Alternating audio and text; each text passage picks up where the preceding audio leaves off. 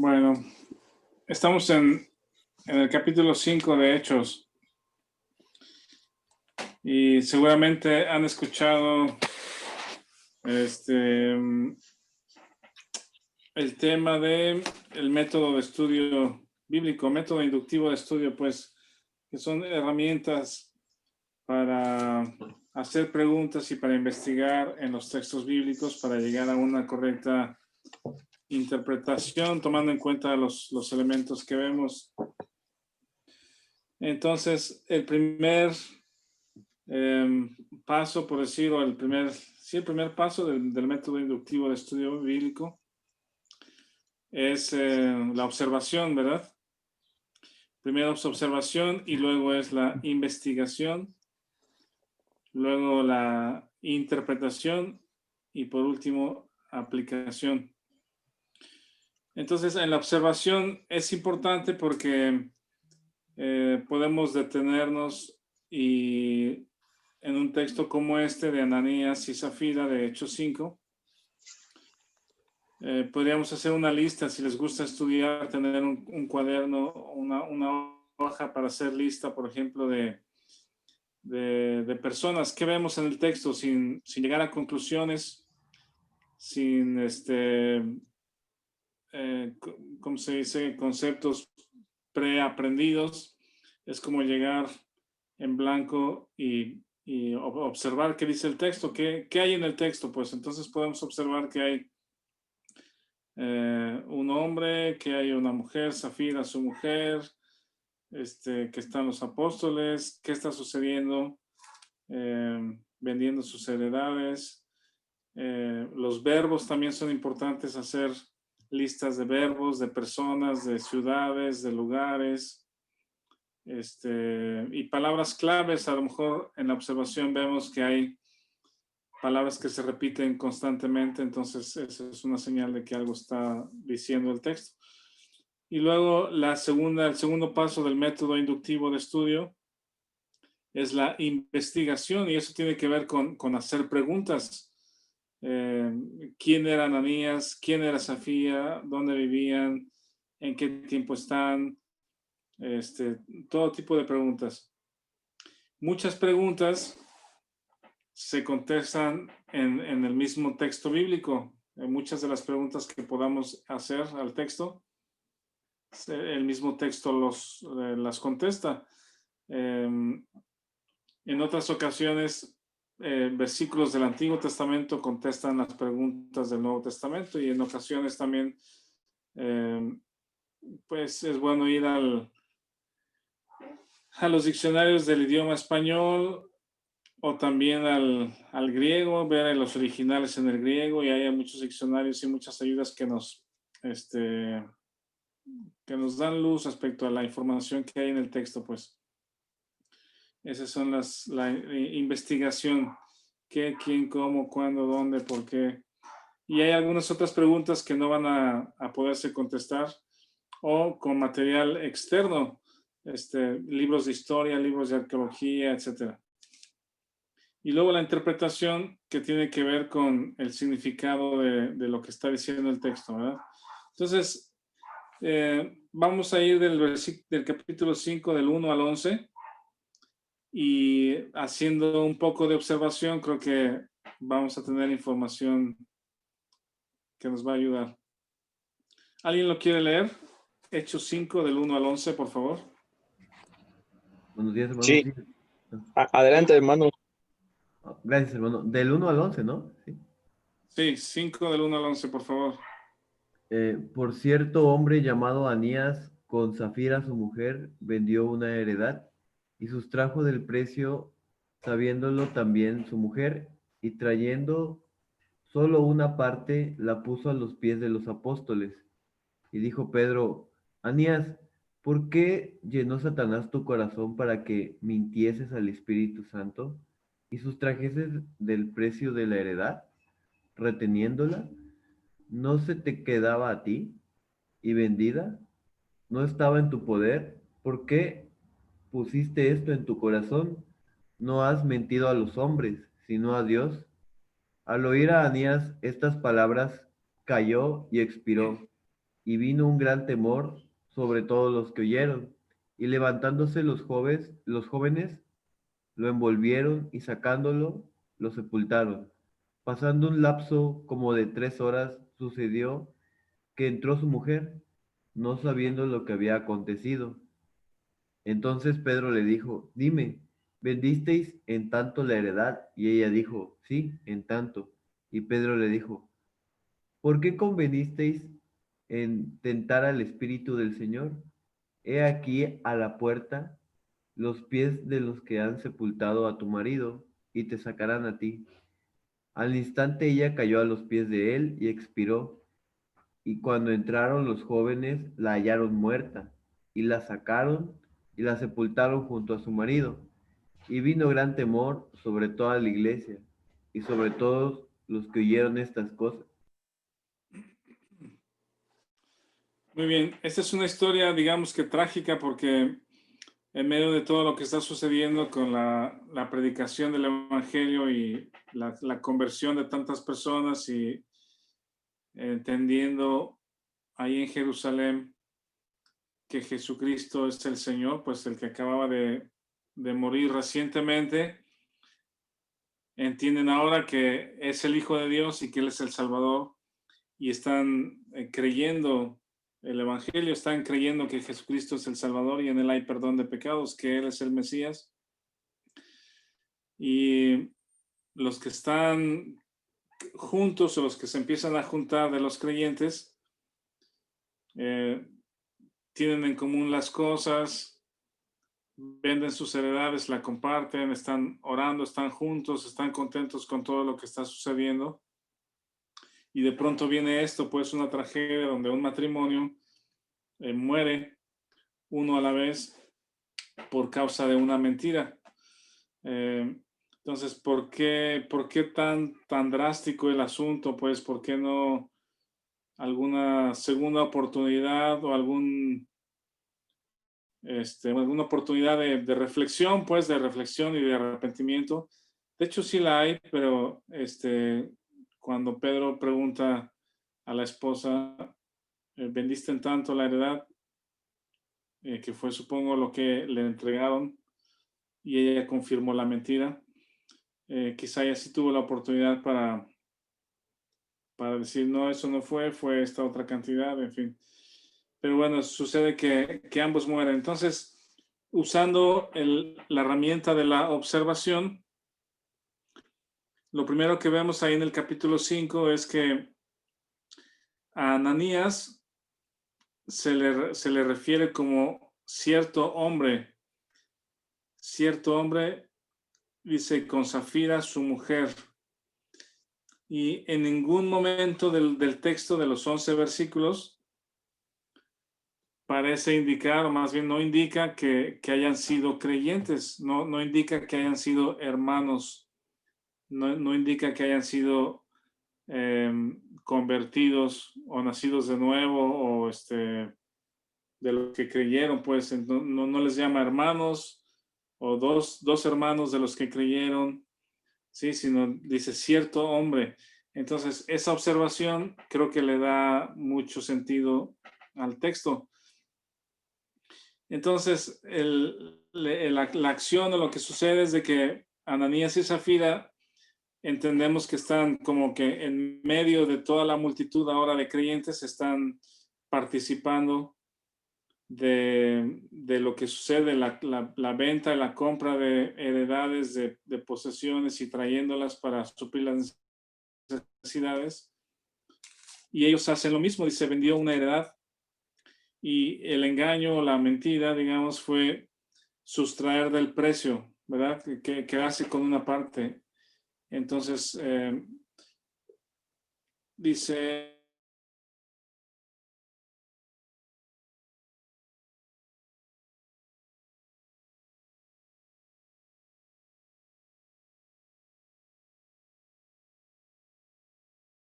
era declarar que lo que estaban entregando habría sido el precio completo de la heredad. Entendemos que lo que está sucediendo son personas de buena voluntad, o sea, voluntariamente están haciendo esto para ayudar a los necesitados, y ellos mismos pudieron haber dicho, bueno, vendimos la heredad en 100, queremos dar la mitad para el apoyo de los hermanos y de la gente necesitada. Necesitamos conservar la mitad y traemos la mitad. Creo que esa pudo haber sido el camino para que ellos sustrajeran o se quedaran con una parte si también estaban en necesidad. Entonces, en el versículo 3, entendemos que Pedro tiene el conocimiento, o el Espíritu de Dios le da entendimiento de estas cosas. De alguna manera le hace saber que la información es incorrecta y lo atribuye. Dice, ¿por qué llenó Satanás tu corazón para que mintieses al Espíritu Santo y sustrajeses del precio de la heredad? Reteniéndola no se te quedaba y vendida no estaba en tu poder. ¿Por qué pusiste eso en tu corazón? No has mentido a los hombres, sino a Dios. Y al oír Ananías estas palabras, cayó y expiró. Y vino gran temor sobre todos los que lo oyeron. Entonces, ¿por qué? Quizá la pregunta crucial es ¿por qué no hubo una segunda oportunidad de conversión o de explicación o de, ¿cómo se dice? De arrepentimiento, pues, si hay de corrección del asunto. Entonces, ahorita tratábamos de contestar esa pregunta. Entonces, expiró, dice el texto. Luego dice, los jóvenes lo envolvieron, lo sacaron. En 3 horas vino la esposa. No sabía lo que había pasado, pero le dijo, dime, ¿vendiste en tanto la heredad? Yo entiendo que es el precio entregado, pues, o el monto entregado. Y ella dijo, sí, ese es lo correcto, confirmando la mentira o el engaño. Y Pedro dijo, ¿por qué conviniste en tentar al Espíritu del Señor? Y aquí la puerta, los que han sepultado a tu marido y te sacarán a ti. Al instante ella cayó a los pies y expiró. Miren, vamos a comparar un versículo. ¿Alguien quiere leer en esta historia de Esteban, dos capítulos más adelante, en el libro de Hechos 7? ¿Alguien quiere leer Hechos 7, 59 y 60, por favor?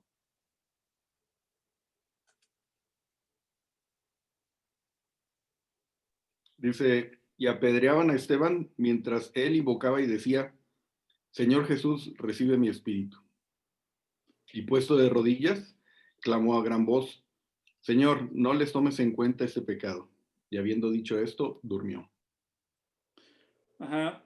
Esta entonces es la ocasión donde está Esteban, que se le conoce como el primer mártir, o es el que muere por causa del evangelio, apedreado, y ahí está Pablo presente, que es de hecho como que la introducción de Pablo, y de ahí el capítulo 8 empieza a enfocarse en Saulo, en Pablo.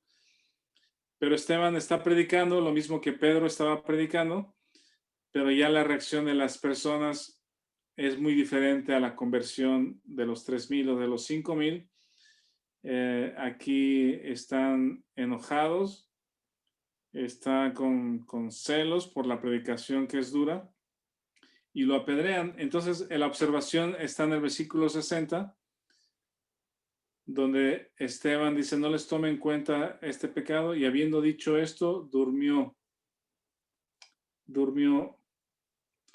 Quisiera observar aquí, déjenme ver si puedo.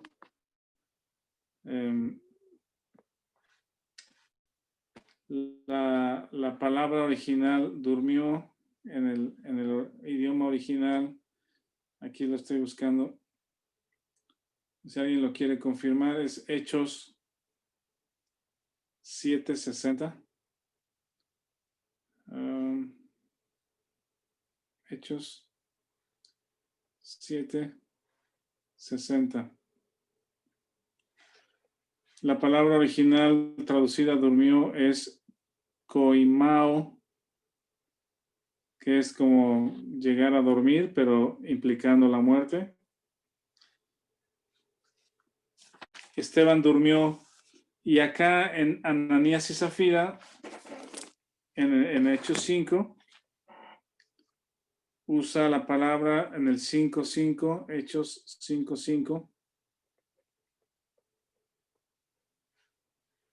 ¿Dónde está? Dice, entonces Ananías, oyendo estas cosas, cayó y expiró. Y usa la palabra exsuko, está un poquito difícil, pero dice, give yield es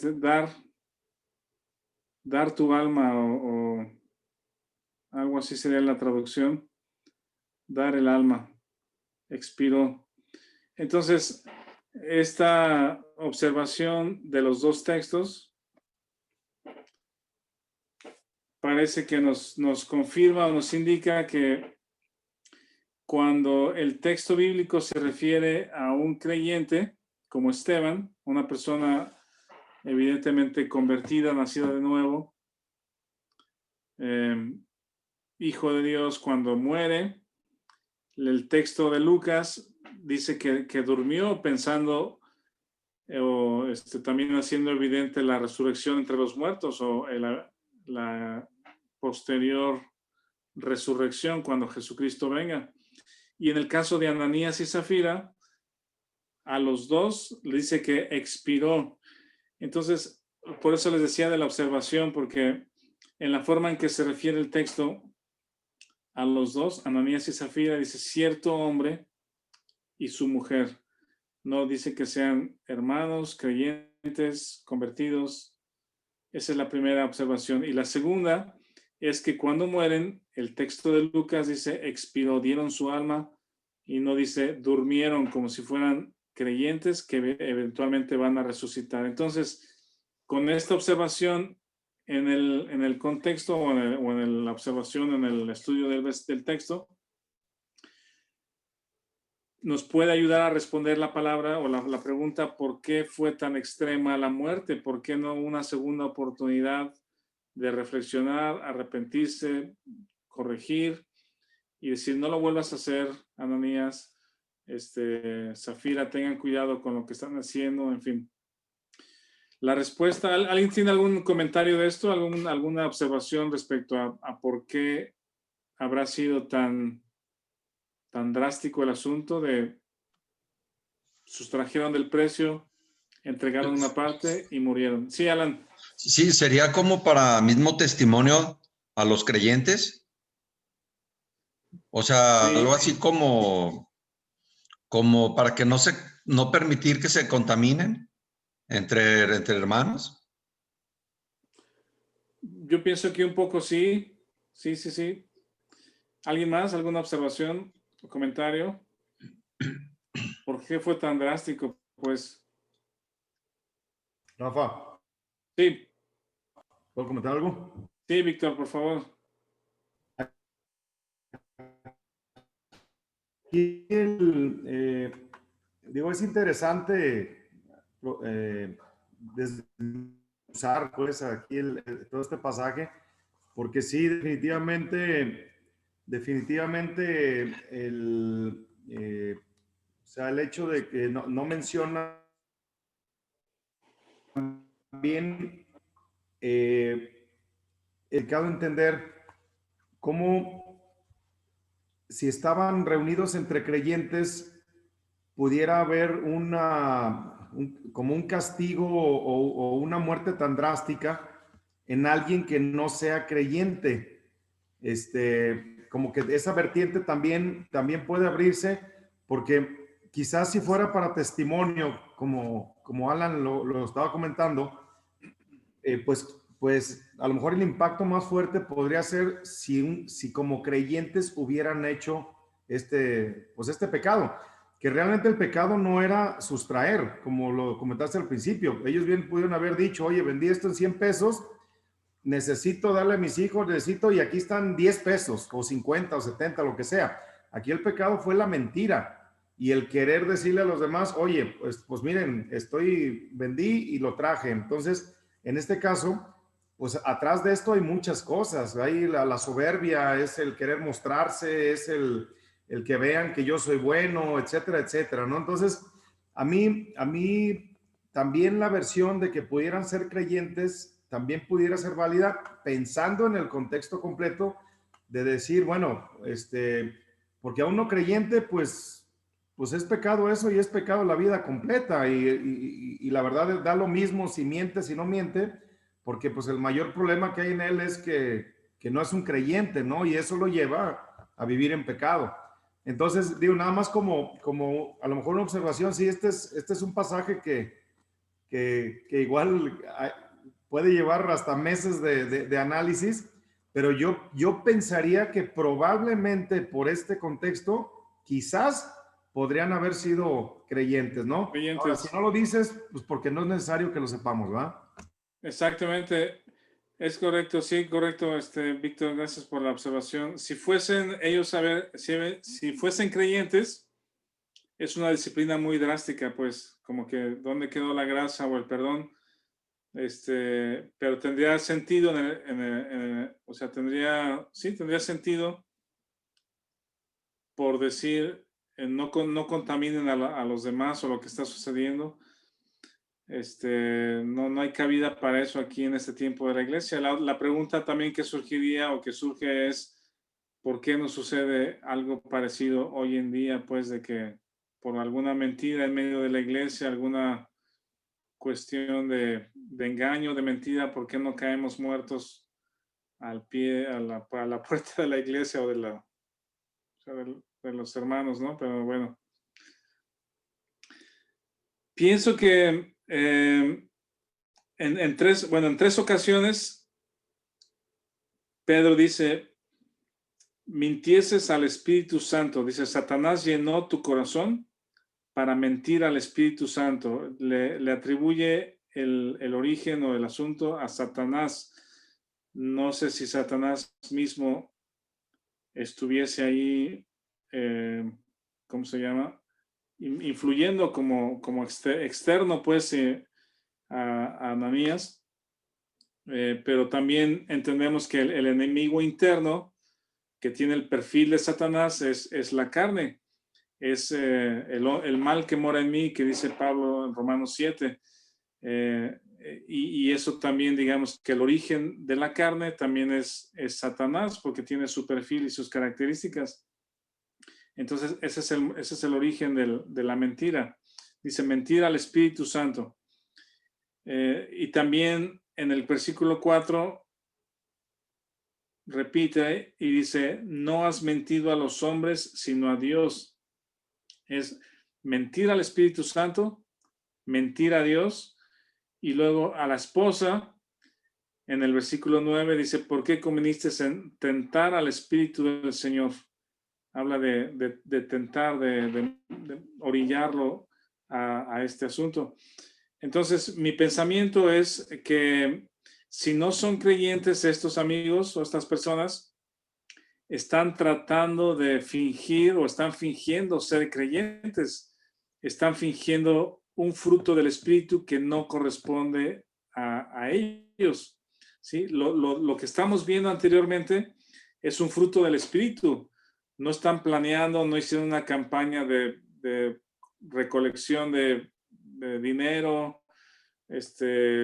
no están haciendo publicidad de los pobres y haciendo una campaña de música y que trae tu dinero y trae tu ofrenda al Señor y ven por tu milagro y da tus 500 pesos y la sombra de Pedro te sanará, cosas como esas, ¿no? Porque en los versículos siguientes es lo que sucede, pues hasta la sombra de Pedro la gente la buscaba para que fuese sana y sucedía. Entonces, realmente lo que está sucediendo de compartir, de estar alegres, de ser de un alma, de un corazón, es algo que el Espíritu está produciendo naturalmente, pues, y espontáneamente, ¿verdad? Y llega Ananías y Zafira fingiendo y tratando como de suplantar la obra del Espíritu de Dios por algo engañoso. Y creo que por esa razón Dios no permite que participen, o sea, Dios no permite que continúen para que no se suplante o no se finja o se trate de ¿cómo se dice? De duplicar o se me está yendo una palabra como de imitar, ¿sí? Una pobre imitación del fruto del Espíritu. Puede ser algo como eso, y por eso Dios no permite esa imitación falsa o esa falsedad. Como simular pudiera ser, ¿verdad? Una simulación de que yo también soy espiritual, soy parte del movimiento de Jesús, y Dios dice no son. Y ahí mueren los dos, ¿verdad? Bueno, si quieren... Perdón, Rafa. Sí, Marcos. Alguien había tratado de comprar el don del Espíritu Santo, ¿no? Un tal Simón, también, no recuerdo, que quiso creo comprarlo. que sucede un poco más adelante, pero sí. O sea, no, es algo que, o sea, hay gente que quiere hacer en una iglesia, comprar los beneficios. O sea, va a la iglesia, asiste, no es creyente, ofrenda o diezma o da lo que sea, como queriendo comprar los beneficios. Sí. Entonces, algo parecido sería. Yo pienso que sí, porque algún beneficio vieron ellos que podían tener al hacer ese movimiento, pues, o sea, algo les atrajo para poder ponerse de acuerdo y hacer eso, pues algo traían en mente para obtener, pues, de ganancia o de beneficio, sí, no sabemos de qué tipo, pero bueno, ese es el hecho. Y la consecuencia es de que vino, dice, gran temor sobre toda la iglesia. Entonces, eso es bueno, el temor, porque hace evidente lo correcto de lo incorrecto. Bueno, vamos a continuar entonces en el versículo 12 al 16. Parece como que es también el clímax de estas manifestaciones del Espíritu, algo sobrenatural. Dice, por la mano de los apóstoles se hacían muchas señales y prodigios en el pueblo, y estaban todos unánimes en el pórtico de Salomón. De los demás, ninguno se atrevía a juntarse con ellos, mas el pueblo los alababa grandemente, y los que creían en el Señor aumentaban más, gran número así de hombres como de mujeres, tanto que sacaban los enfermos a las calles y los ponían en camas y lechos para que al pasar Pedro, o a lo menos su sombra cayese sobre alguno de ellos. Y aún de las ciudades vecinas, muchos venían a Jerusalén trayendo enfermos y atormentados de espíritus inmundos, y todos eran sanados. Entonces, recapitulando un poquito del inicio de Hechos, vemos que cuando es la ascensión, el texto Hechos 1 menciona que eran 120 en número los que estaban en el aposento alto. Eran 120. Y después de la primera predicación de Pedro, se agregan 3,000. Después de la segunda predicación se agregan 5,000. Y aquí en el 5:14 dice, y los que creían en el Señor aumentaban más, gran número así de hombres como de mujeres. Aquí ya no hay una cuenta específica, pero dice los que creían seguían sumándose. Y acuérdense que los milagros o estos milagros o manifestaciones del Espíritu de Dios o de sanidades son para la incredulidad, son señales a los que no creen para traerlos a la fe, para que crean. Entonces, acuérdense también que los judíos siempre pedían señales, ¿verdad? ¿Qué señal me das para esto? Y Dios tiene misericordia y hace esto de las sanidades por mano de los apóstoles y de Pedro para traerlos a la fe. Los creyentes, los que ya hemos creído en el Evangelio y en la palabra de Dios, no requerimos los milagros, no requerimos las señales, porque ya creemos en la palabra. Las señales son para los incrédulos, las señales son para la incredulidad y traerlos a la fe. Y en el versículo 17 en adelante es una continuación ya de los hechos de la predicación. Encontramos el cuarto discurso de Pedro para que lo anoten. Y yo creo que vamos a leer, por ejemplo, del 17 al 28. Si alguien lo lee, 17 al 28, por favor.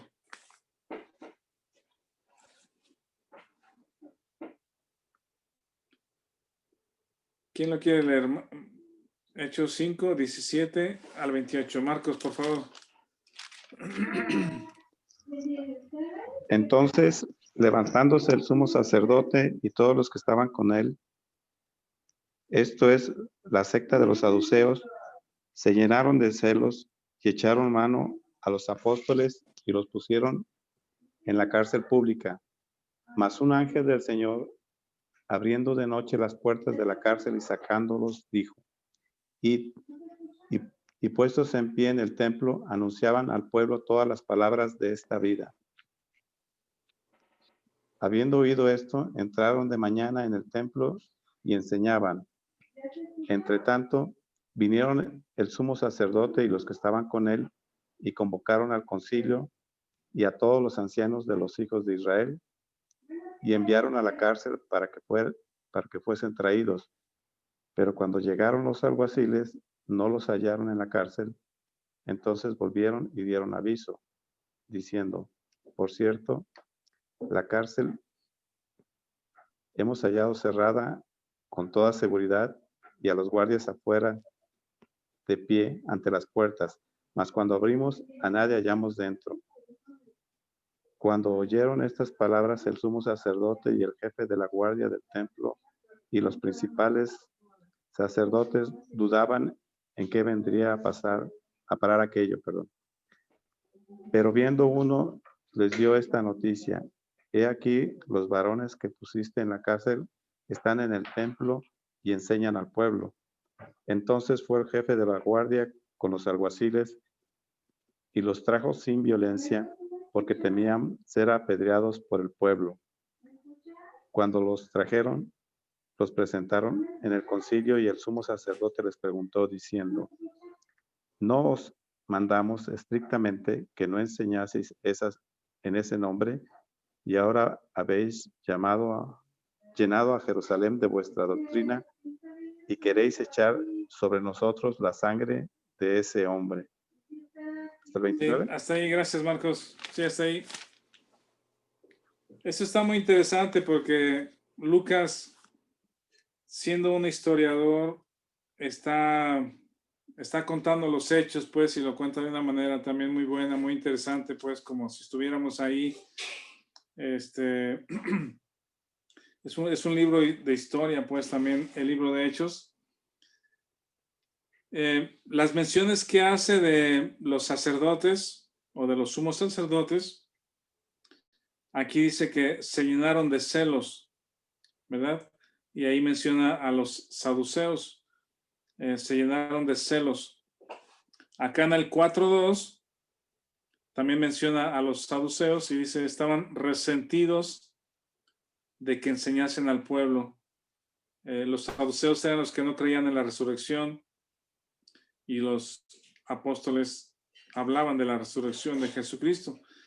Entonces, lo que está en el corazón del sistema religioso de ese momento es celos y resentimientos, ¿sí? Y están enojados de que la gente esté siguiendo a Pedro y a los apóstoles con esta predicación. Una anotación aquí muy importante es que este sistema religioso de los judíos, con la muerte y la resurrección de Jesucristo, el sistema religioso judío está caducado. ha caducado, pues ya dejó de ser o de tener sentido o de tener la función para la que fue establecida. Ahí podríamos ir a un poco de historia en el Antiguo Testamento. Sí, pero acuérdense que el tabernáculo en el desierto y luego el templo de Salomón era la habitación de Dios en medio de su pueblo. Dios quería estar en medio de su pueblo y los levitas fueron designados como los sacerdotes, y el sumo sacerdote levita, primero fue Aarón y después sus descendientes, para interceder por el pueblo. Entonces, el pueblo traía sus sacrificios, los animales y la sangre. El sacerdote tomaba la sangre, la rociaba en el lugar santísimo, ahí solamente donde él podía entrar una vez al año con sangre, la derramaba, y entonces los pecados del pueblo eran cubiertos, no perdonados, eran cubiertos. La sangre cubría los pecados. Pero habiendo llegado Jesucristo, Él es el Cordero de Dios que quita el pecado del mundo, ¿verdad? Jesucristo muere en el día de la fiesta de la Pascua, no por casualidad, como dijimos, sino Él es el Cordero de la Pascua y resucita. Entonces, esta predicación de Pedro, de que en Jesucristo hay perdón de pecados, está invalidando o haciendo caduco, o si ha caducado, el sistema religioso de los judíos, el sistema sacerdotal. Por eso, el sistema, cualquier sistema religioso de hoy en día de sacerdotes, de alguna religión como la religión católica, no tiene ningún sentido. ¿Sí? Es solamente algo hechizo de los hombres, pues, para imitar algo que fue en el Antiguo Testamento, con un sentido, para interceder por el pueblo, pero que no tiene ningún fundamento bíblico, ni doctrinal, ni teológico, ¿sí? Para que exista un sistema sacerdotal como existe hoy en día. Entonces, Jesucristo es nuestro sacerdote, y ahí podríamos estudiar el libro de Hebreos sobre lo que es la obra de Jesucristo, porque Él es nuestro sumo sacerdote, que Él nos da acceso a la presencia de Dios. Su sangre fue derramada para perdón de pecados, en Él hay perdón de pecados. Entonces, ese sistema caduco de sacerdotes que aquí están llamando a cuentas a Pedro y a los apóstoles, es un sistema que ya no funciona, ya no va a funcionar, pues. Entonces, dice en el versículo 17, se llenaban de celos. En el 18, echaron mano de los apóstoles, los ponen en la cárcel, pero resulta que un ángel los saca de la cárcel. No sé cómo, porque la cárcel permaneció cerrada y los guardias en la puerta, pero el hecho es de que el ángel los sacó y ya estaban en el templo enseñando. El templo es el lugar donde Dios ya no habita. Dios ya no habita en ese templo, ¿sí? Y están más bien en el atrio del templo, en el área pública donde la gente puede entrar. Ahí es donde están enseñando que Jesucristo es el Señor. Entonces, le están dando otro sentido al templo, y la misma escritura dice que Dios no habita en templo hechos con manos humanas. Ahora el templo del Espíritu de Dios es el cuerpo de la persona, es la persona donde habita Dios. Entonces, menciona el templo porque ahí es el área pública donde pueden enseñar. Los quieren mandar traer de la cárcel y les dicen, ya no están aquí en la cárcel. Los encuentran que están en el templo, los traen, digamos que sin violencia, por las buenas, les dicen, oigan, vengan por favor, vamos a platicar, porque tenían miedo del pueblo. Y en el versículo 29,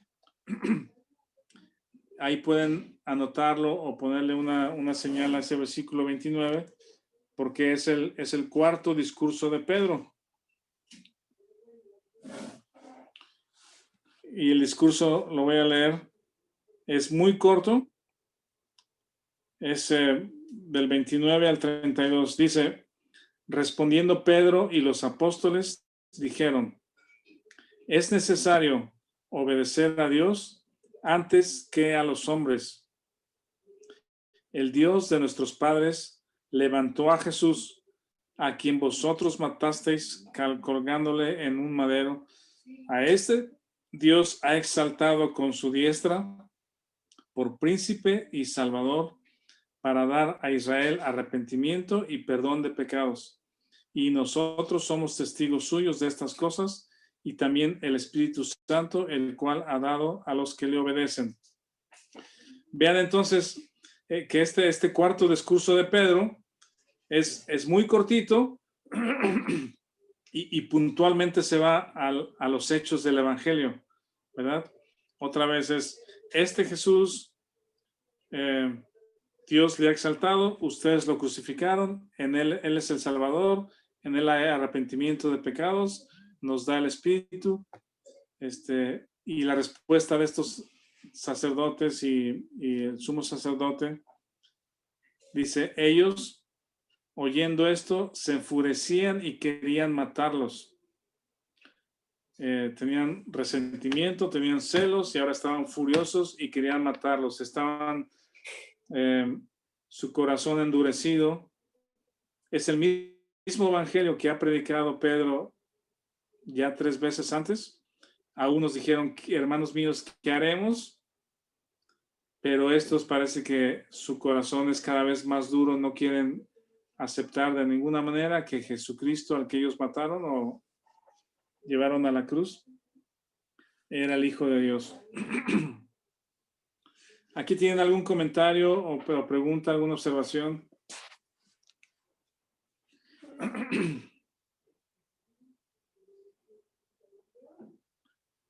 ¿Nada? Bueno.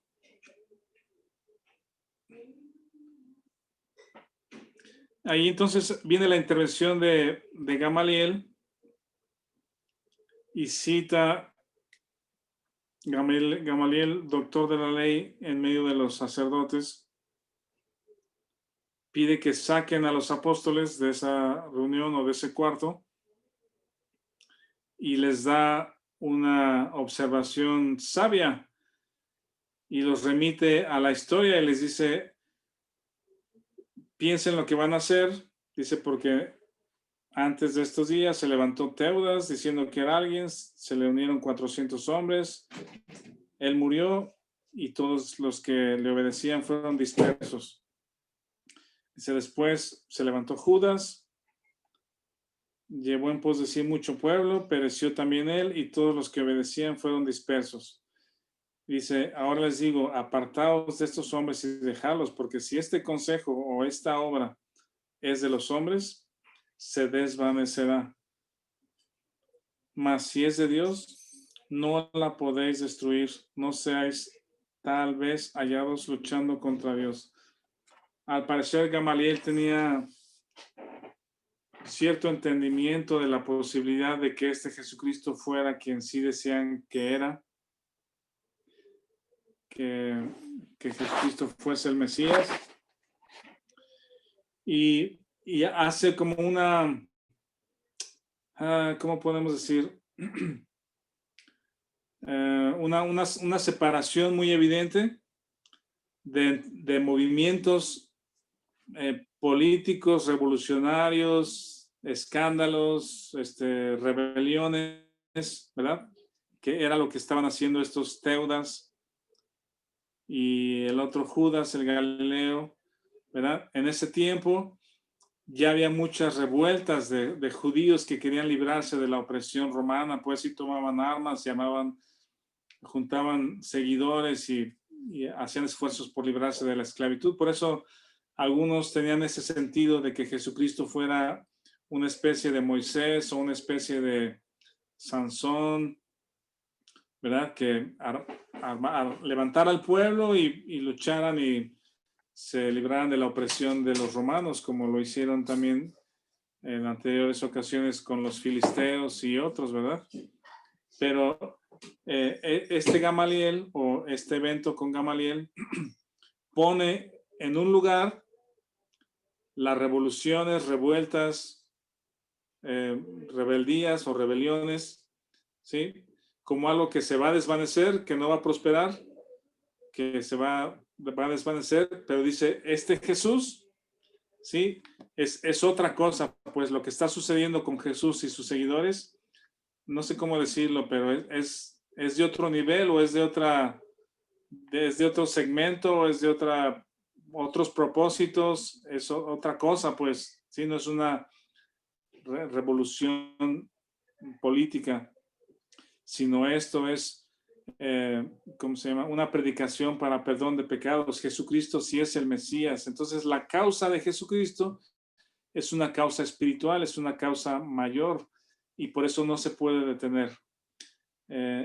Por ahí aparece un video de cómo el evangelio se fue expandiendo y ese es el mensaje de Hechos cuando dice recibiréis al Espíritu y me seréis testigos en Jerusalén, en Judea, Samaria y hasta lo último de la tierra. Es la extensión de ese evangelio, ¿verdad? De la causa de Jesucristo y la predicación de Jesucristo como Salvador y que en él hay perdón de pecados. Entonces en el versículo 40, para ir concluyendo, dice, convinieron con él, con Gamaliel, llamaron a los apóstoles, después de azotarlos, los intimaron para que no hablasen en el nombre de Jesús y los pusieron en libertad. Ellos, saliendo de la presencia del concilio, gozosos de haber sido tenidos por dignos de padecer afrenta por causa del nombre, y todos los días en el templo y por las casas no cesaban de enseñar y predicar a Jesucristo.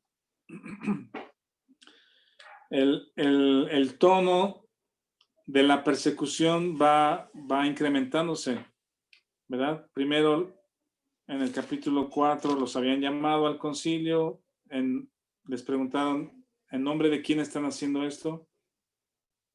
Les exponen, lo sueltan, pero ahora hay más gente creyendo en Jesucristo, hay más gente reuniéndose para enseñar o para aprender más bien acerca de Jesucristo, y los celos de los sacerdotes o del sistema judío caduco les hacen quererlos matar, querer eliminar. Entonces ahora no solo los ponen en la cárcel, sino ahora los azotan, les dan azotes para intimidarlos.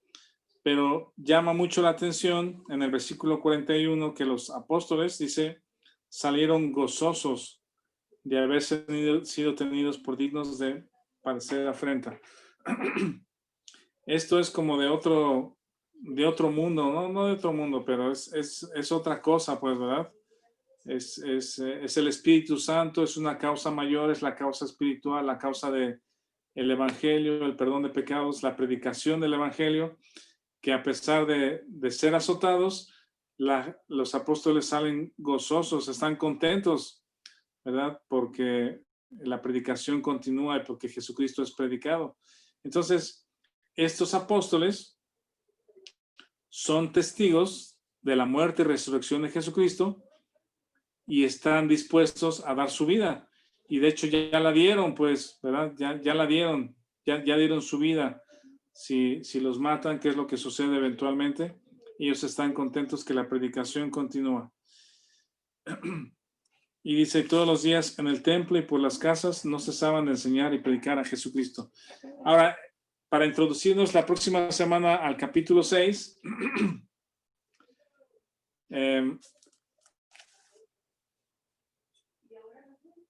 ¿qué sucede? A ver, ¿cómo hago la pregunta? Donde hay gente hay problemas. ¿Sí? Donde hay dos personas hay problemas. ¿Sí? Donde hay más gente hay más problemas, hay más posibilidad de problemas, ¿verdad? Y ahora hay una multitud de 120, más 3,000, más 5,000 y más, muchos más que se están juntando, pues están reuniéndose, están aprendiendo, están sentados, están comiendo, están en el templo, en las casas, y algo está pasando, pues, porque si bien el Espíritu Santo está generando en ellos amor, gozo, unidad, en el capítulo 6 se revela o nos revela el problema del que Pablo habla en Romanos 7, que es el mal que mora en mí. Ellos se dan cuenta que ahora hay problemas y el capítulo 6 habla de murmuraciones, ¿verdad? Ahora hay murmuración de los griegos contra los hebreos, que las viudas de aquellos eran desatendidas en la distribución diaria. Entonces ahora entendemos que como hay tanta gente, pues algo hay que hacer para comer, para sentarlos, para enseñarles, ¿verdad? Y con esos recursos que tienen ahora los apóstoles que trajeron y se están compartiendo con los necesitados, pues surgen problemas del ego. El ego está presente, el yo, el mal que mora en mí, se hace presente aquí. ¿Sí? Entonces, ese es el problema que viene en el capítulo 6 de Hechos. ¿Algún comentario, observaciones? Yo, Rafael, sí. Iba a comentar dos cosas, bueno, tres cosas, pero una es ahí en el versículo 14 que dice, y los que creían en el Señor aumentaban más, gran número así de hombres como de mujeres, ¿no? Y ese era el efecto de lo que dice el versículo 42, que todos los días en el templo y por las casas no cesaban de enseñar y predicar a Jesucristo. Entonces, digamos que la atracción que traía el Espíritu Santo en las personas a ser parte de la iglesia, pues, o sea, no sé si sería alguna campaña esta evangelística, pues, es como duda, para ver si comentas, o era la obra del Espíritu Santo en las personas, atrayéndolos hacia la verdad, ¿no? Ese es uno, y el otro es nada más resaltando la función de los sacerdotes, lo que comentaste del Antiguo Testamento, cómo fue establecido el sacerdocio, y estaban los sacerdotes que eran levitas, y era el sumo sacerdote, ¿no? Que tomaban turnos, etcétera, ¿no?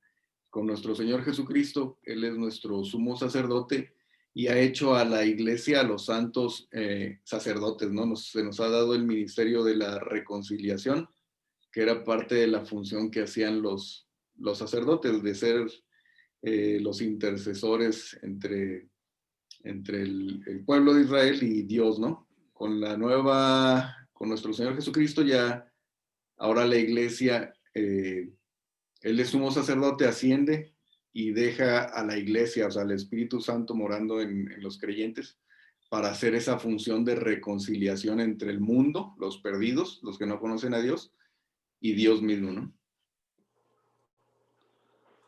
Sí. Sí, muy bien. Pienso que ya en el capítulo 6 dice, eran desatendidas en la distribución diaria. Entonces, como que llega el momento en que tienen que como empezar a organizarse o a poner cierto orden en algunas cosas, pues. De hecho, acá en el capítulo 3, en el 3:1, dice que subían juntos al templo a la hora novena, la de la oración. O sea, había una reunión de oración a cierta hora, pues, o en cierto tiempo del día había oración y se reunían. Entonces, yo pienso que sí es algo espontáneo que genera el Espíritu Santo para compartir, para estar juntos, para querer aprender. Pero luego están como que migrando o están teniendo la necesidad de poner cosas en orden. Y lo están haciendo porque ya entendemos que hay una distribución diaria, ¿verdad? Para la comida, los alimentos. Entonces había un momento de comida y es donde empieza a haber problemas, ¿no? De que unas eran desatendidas y para ese esa desatención se hace un equipo administrativo o de servicio. Entonces, es parte de lo que está pasando con la iglesia, pues. ¿Alguien más tiene alguna observación, algún comentario?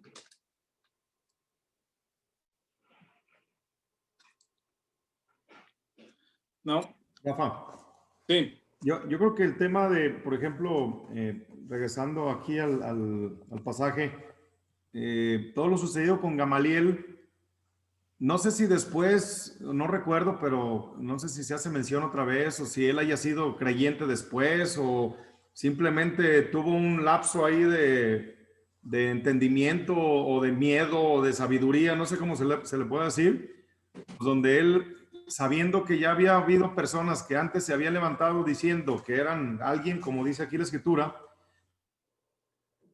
y que en su momento, pues, así como tantas organizaciones, digo, si lo traemos un poquito y lo aplicamos hoy en día aquí al mundo, como ahora el supuesto Cristo que en Estados Unidos se levantó y que se encarnó en una mujer y que ella es Jesucristo, y bueno, trayendo a todo el tema de los géneros y demás,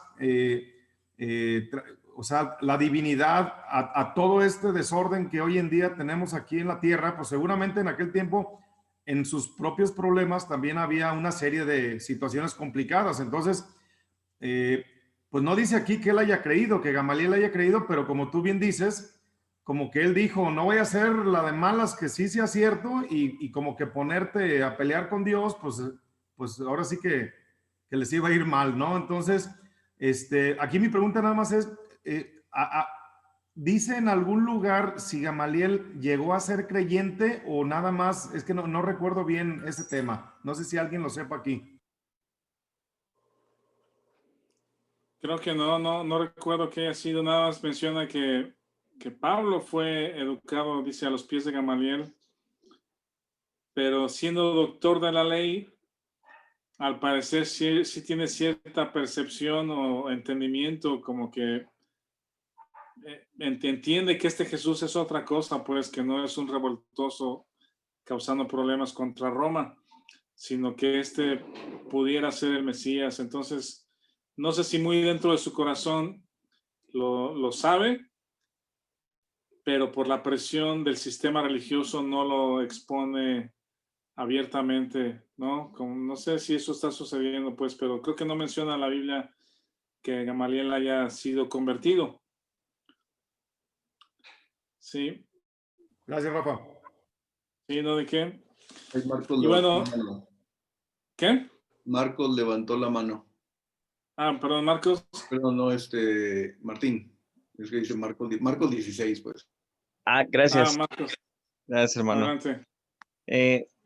Algo importante a considerar de lo que comenta el hermano Víctor es que, por ejemplo, Gamaliel dijo, si esta obra es de los hombres, se desvanecerá, pero si es de Dios, no la podéis detener. No sea que ustedes mismos sean hallados luchando contra Dios, pero vemos a través del mismo libro de Hechos y otras cartas que fueron expulsados, ¿no? Entonces, muy probablemente, no lo dice la palabra de Dios, pero muy probablemente ellos en su religiosidad pensaron que tenía que continuar esta obra adentro de sus sinagogas, ¿no? Y al ya no estar ellos ahí, pues llegaron a pensar que entonces no era de Dios, ¿no? Porque no continuaron con ellos, sino en otro lugar. Pues sí, puede ser. Sí, muy bien, gracias. Bueno, solo mencionar entonces que dice que no cesaban de enseñar y predicar a Jesucristo, es decir, Jesucristo es el centro de lo que están enseñando y predicando, ¿no? Bueno, si quieren, ahí dejamos y nos vamos más adelante, continúa con cosas muy buenas, los siguientes versículos. ¿Quién nos despide con una oración, por favor?